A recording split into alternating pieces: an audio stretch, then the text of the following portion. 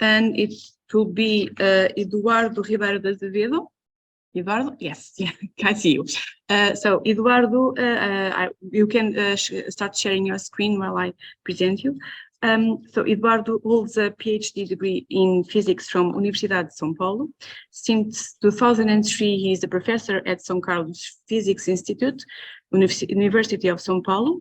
His area of expertise is physics, working mainly on NMR methods, polymeric materials and derivatives, spectroscopic characterization of organic matter, and quantum information processing. So Eduardo, please, whenever you're ready, you can start, okay? Okay, so thank you very much for the kind introduction, and thank you to organizing for the opportunity of presenting here this very nice workshop. I'm very glad for the presentation of Professor Sebastian. Very nice presentation, and I'm going to talk about similar topics, but let's say using different methods. So I'm going to actually explore a little bit of dynamics and microstructure of polymers, but using more, let's say, solid state NMR method. So I'm going to a little bit more to the solid fraction of the sample instead of looking at the relaxation. So this will be possibly very complementary to what Professor Sebastian just told us. Okay, so when you talk about solid state NMR on low field NMR, we are usually talking about Proton Nmr, and we are actually talking about solid polymers. And so if we actually look at this Proton Nmr in the solid polymer, we have to rely on an interaction between the spins, which is the so-called dipolar interactions. So basically, I would say that it's all about the Proto-Protodipolar Coupling and how can we actually encode such interaction for getting information about the sample. So I'd like to start just to revise you a little bit for those we are not too used to that, about proton-proton dipolar coupling. So basically we have two protons nearby each other, and if you have a magnetic interaction between them, which is basically of dipolar origin. And this magnetic interaction depends basically of two main parameters: the distance between the two spins or the two protons, and also the orientation of this internuclear vector related to the magnetic field. So the information can be encoded in two parameters here. We can say the dipolar coupling strength, which means basically that depends on the inverse of the cube of the distance between the spins. So there is some kind of structural information here, structure information here, and also the NMR frequency, which is modulated by the dipolar coupling, that also depends on the orientation of such an internuclear vector. So we have information about the structure on the coupling strength, let's say, and also on the angles. And we have information about dynamics here, because if you have motions, this modulation actually will be changed by the molecular motion. So, of course, this is a very simple situation, and we never have just two spins. We have a collection of protons which interact between them. And if you have a multi-spin scenario, like I'm going to show here, we usually have a distribution of dipolar coupling. And this distribution, there's a very nice old NMR theory for that, is usually a Gaussian distribution. And the width of this Gaussian depends on the distance, the inverse of the distance, the average distance between the spins. So if you have a static condition where we have all the spins coupled and static, we always see a kind of Gaussian pattern here for the distribution of dipolar couplings. And this will be very broad, let's say about 50 megahertz for protons polymers. And this gives some information about the packing of the system, because it depends on the average distance between the protons. But if you do have molecular motion, we start averaging out such interactions, because the mobility basically makes this term goes to zero. And at the end of the day, you basically have the stream narrowing of the interaction because of the motion. So you see here that we might have a residual dipolar coupling, and this residual dipolar coupling can even be zero. Let's say in the case of isotropic liquids, such a residual dipolar coupling goes to zero, you'll see a single line, so the interaction does not affect the signal from isotropic liquids. So the question is, how can we see this in the time domain? Yeah, here we are in the frequency domain. So we basically have the Fourier transform of such a behavior here. So if you have a rigid system, we see a very fast decay system, let's say in a few tens of microseconds, and a Gaussian shape for this decay. But if you start having some molecular motion, this decay becomes longer, yeah, and it changes its shape for a kind of exponential decay or distribution exponential decay. So as you see here, if you just look at the signal, a simple time decay here after, let's say, a pi/2 pulse, we have some information about molecular motion because the signal shape depends on the correlation times of the motion or the inverse of the frequency of the motions. The question, we have to have a good actually signal acquired to get nice information about that. And for that, we have to use some echoes because, of course, we have to overcome the dead time of the probe here because this decay here is in the same order of magnitude that the typical dead time of the probes, which are in the order of a few microseconds. Okay, so to do that, we can use different method. We usually use such a method here, which is called magic sandwich echo, mixed magic sandwich echo. It actually provides an echo here, echo signal, where we can actually recover the dipolar interaction. So a simple, of course, spin echo does not work here because it does not recover the dipolar interaction. It is present in our system. But if you use such a solid echo here, like MSE, we actually see the full shape of the signal, including the rigid part, and if you have some mobile part also. So with that, we can actually see signals which decay very fast if you have everything it's rigid, or if you have mobile components, we see some composition between fast decay and mobile decay, which accounts for segments which are rigid and other segments which are mobile. Of course, if we basically do such such a signal as a function of temperature, we can get information about mobility transitions of the sample. But there is a more practical way of doing that, and we use this as what we call dipolar filtered magic sandwich echo method. The idea here is very simple. We just have a MSE echo here, and we actually modulate the amplitude of this echo by a previous dipolar filter. And if you change the dipolar filter time here, we are actually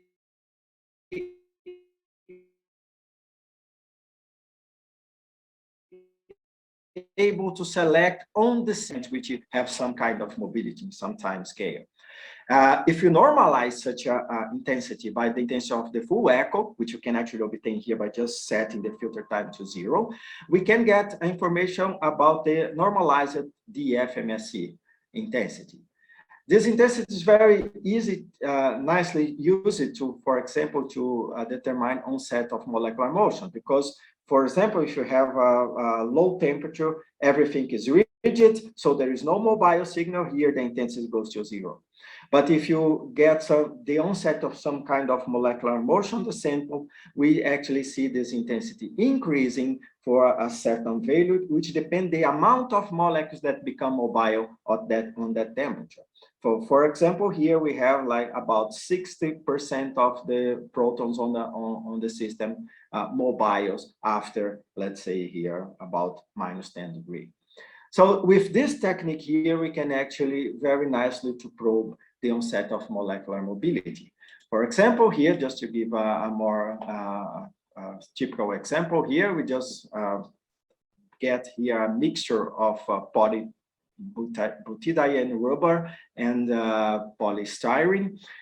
If you get the pure polybutadiene rubber, we see the curve of the mix and the DFMSE curve, which is something like this. So it goes to 1 because everything gets mobile. It's a fully amorphous system.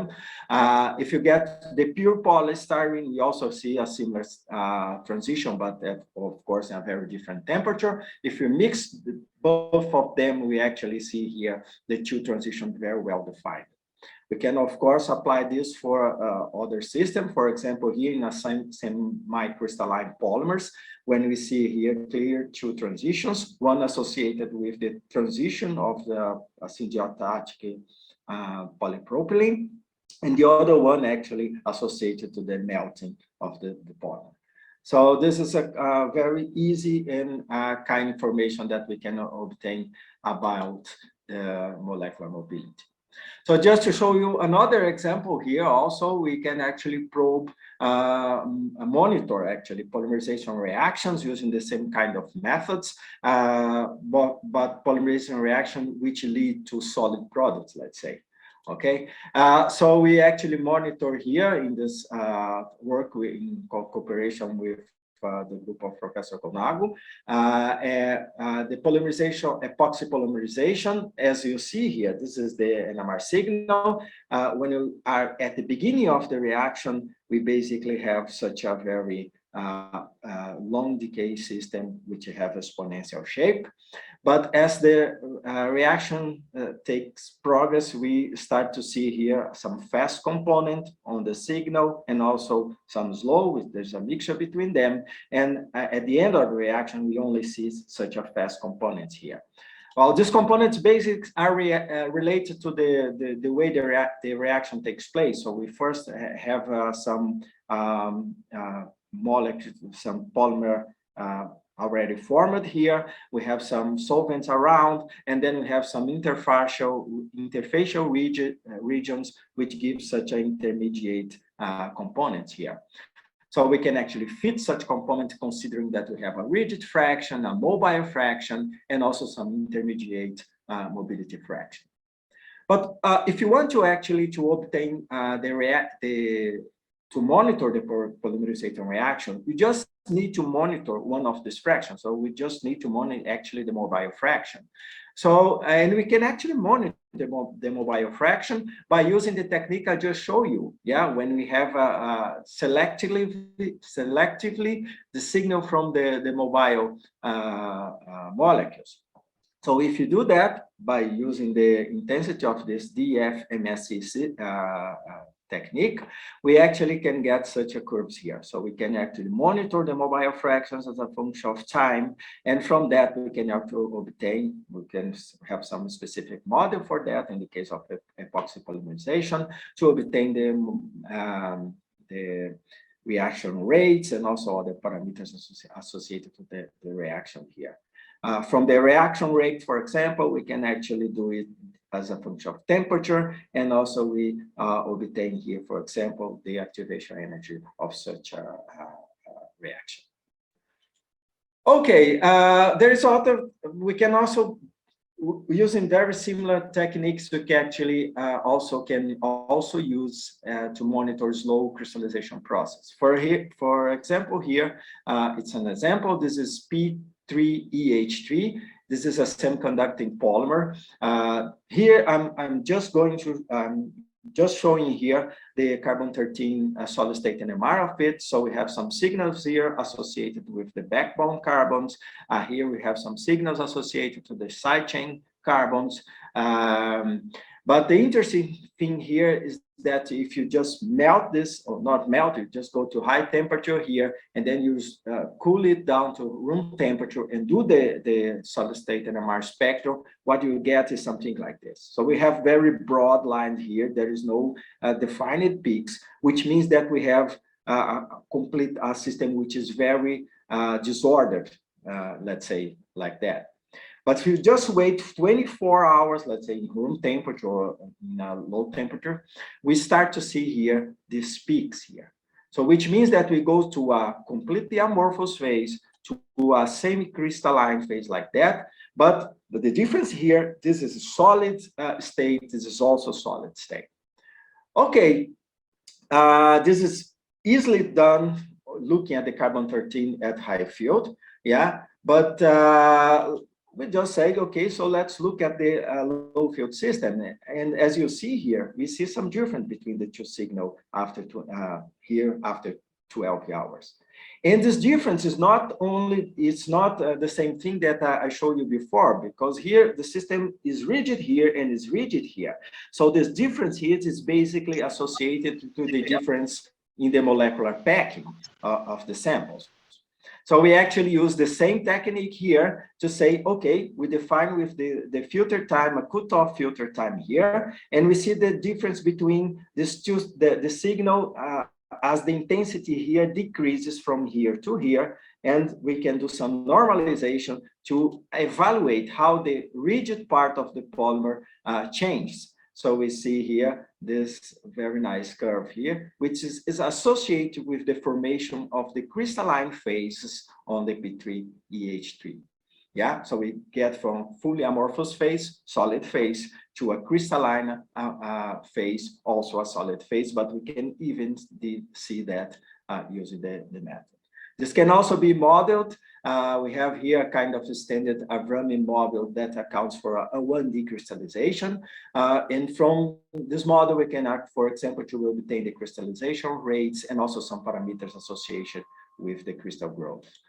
Here are some of the experimental results at different temperatures, yeah, and we can actually obtain information about the crystallization rates and other parameters using the low field time domain NMR. Okay, I'm going to return here a little bit for the dipolar couplings, yeah, as I told you before. If you have motion, you have the average of the dipolar coupling, but this residual dipolar coupling here may not be zero. And the reason for that can be many, but one of the reasons could be because if you have a system where we have a highly dynamic chain, which is anchored into a point here, for example, in a polymer network. So we have the cross-links point here, and we have a highly dynamic chains in between, but we have here the anchoring points. Yeah, and for that we have a residual bipolar coupling that will depend on the distance between such an anchoring point.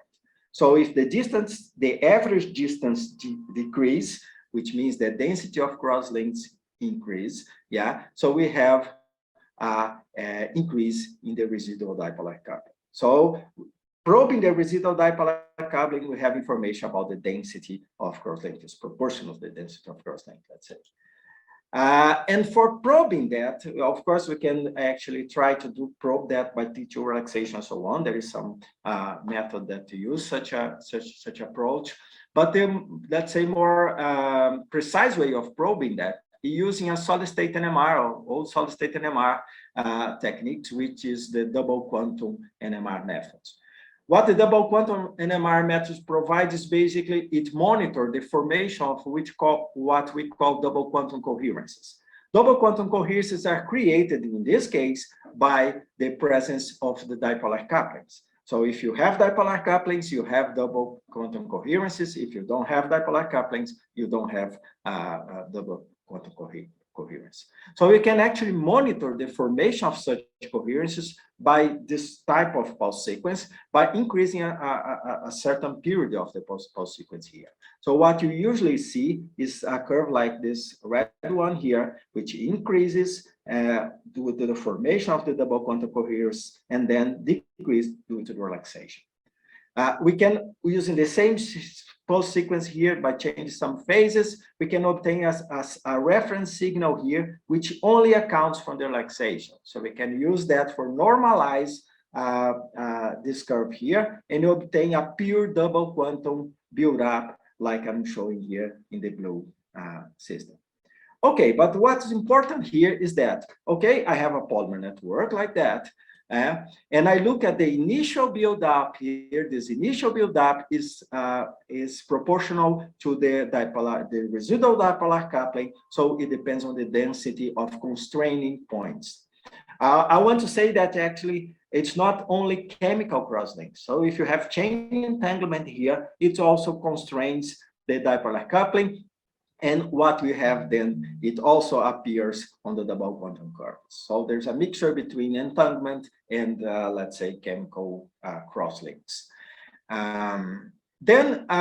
But there is another information here. If you just compare the two intensities at very long evolution times here, from the reference system, experiment, and from the double quantum experiment, this difference here basically depends on the fraction of highly mobile molecules. In the case of a polymer network, this is associated, for example, with polymer defects and loops and solvent molecules and so on. So every, let's say, molecule which are not, that do not experience the dipolar coupling appears as a defect. So we can actually use that in many applications. For example, here is an application in collaboration with people from SEMPES in Brazil, yeah, and the University of Católica do Rio de Janeiro also, and where we actually monitor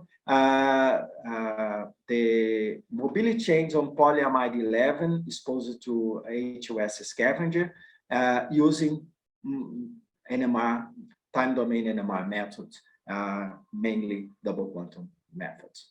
So the idea, the motivation of the work is that we have such pipelines that are used actually to bring oil from deep sea to the surface, but these pipelines are formed by this, they need to be flexible, and they are formed by different layers, and some of these layers actually are made of constructing polymers like polyamide, PE, PEEK, and also different elastomers. The point is the polyamide actually can degrade upon contact with the HUS scavenger, which is also transported in the pipelines, yeah, because here there's a formation of lots of HUS, okay? And the team of samples actually studied such polyamides in contact with HUS scavenger at distinct temperature and time period. They actually see that there's some change on mechanical properties, but the idea is to relate such change with the microstructure. So for that, we use time domain NMR.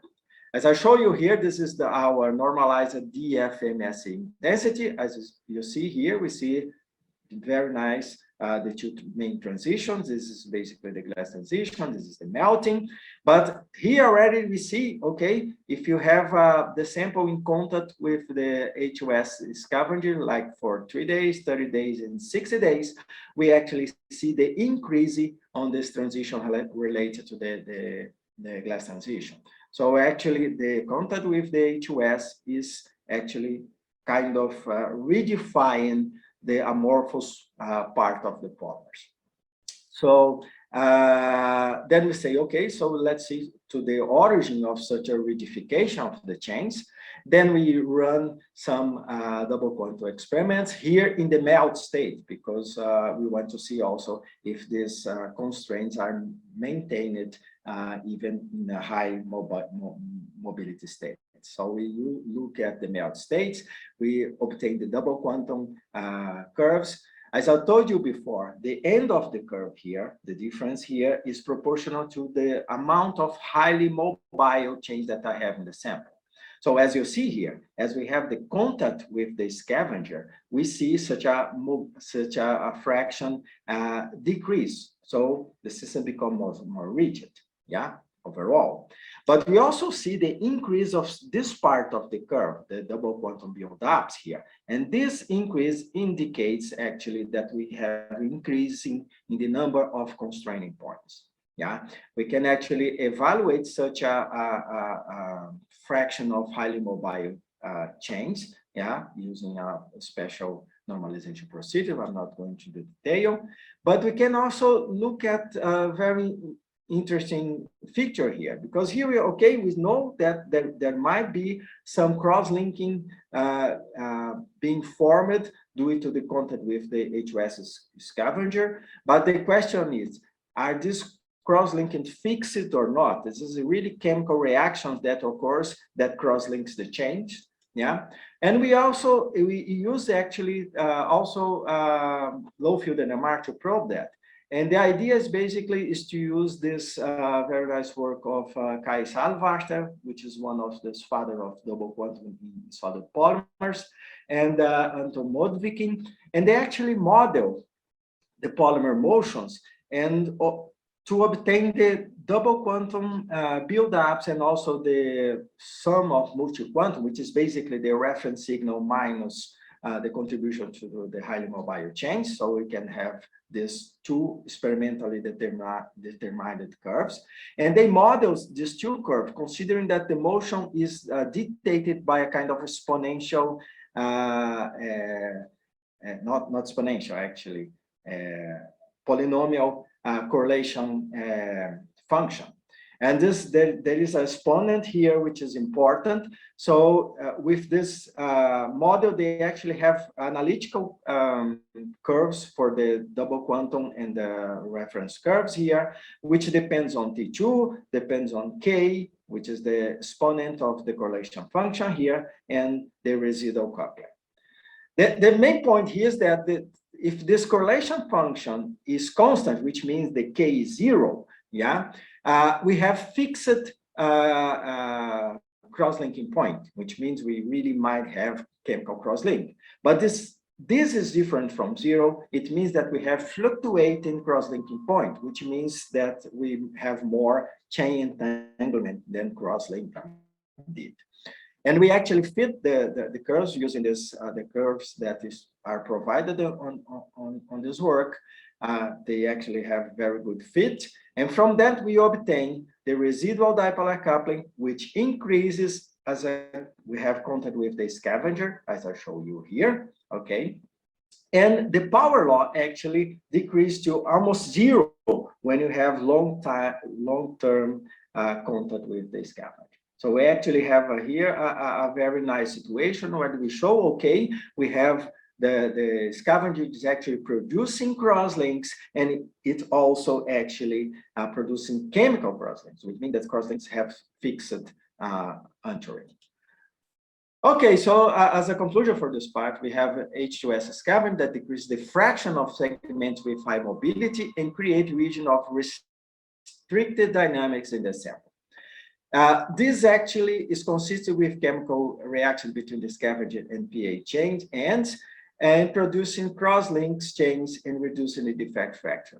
The question here is because to reduce the defect fraction, since these fractions are most associated to the chain ends, we also can actually get some information about where the cross-links are mainly formed. And we have some confirmation using State Nmr at high field. So I'm just going to finish here. This is the team in the lab at the moment when we did the work that I just showed you. Yeah. So are the people? I think there's some familiar faces here. Tiago talked yesterday in the seminar. Yeah. Actually, the group is very different. Rodrigo is still in the group. Rodrigo is now my right hand in the group. Yeah. Some partners that helped with this work. My main partner in Brazil actually now is Alberto Conago, and I have many contact with many people. Sonia in Petrobras, Cecilio also, Naira, Gregorio is in University of São Paulo. My collaborator in the PhD work, Michael Hansen in Amsterdam. And these are the founders of the work. Basically, I have founding from FAPESP, in CNPq, Brazilian Agency, Petrobras, the Petroleum Agency in Brazil, and this is the Institute of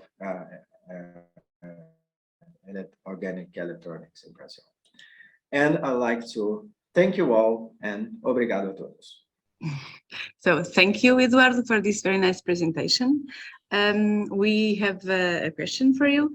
So for these Pol sequences that we showed, when we have a polymer with high TG, can we apply these double quantum Pol sequences? What are the limitations of the variable temperature in the equipment? I don't know if you heard me. Yeah, it's in the chat. Sorry. You can read it in the chat. Okay. Yeah, Okay.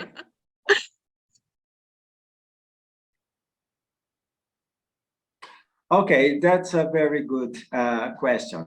When you have a polymer with high TG, can we apply the double quantum Pol sequences? What about the limitations of variable temperature of the equipment? Okay, that's an important point because if you have, let's say, you have to do the measurement above the TG. Yeah, so at least above the TG.